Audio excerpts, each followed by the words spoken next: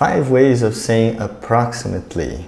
This is when you want to indicate that a stated number, value, or amount is just an approximation, not an exact value of something. You can use approximately, about, nearly, roughly, around.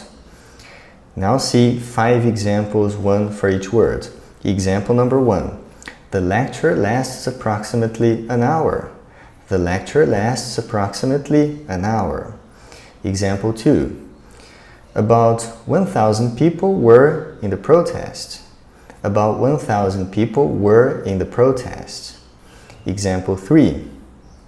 I charged nearly 90% of the cell phone battery. I charged nearly 90% of the cell phone battery. Example number 4. 1 ounce is equivalent to roughly 28 grams. 1 ounce is equivalent to roughly 28 grams. And finally, example number 5.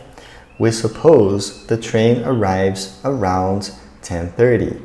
We suppose the train arrives around 10:30.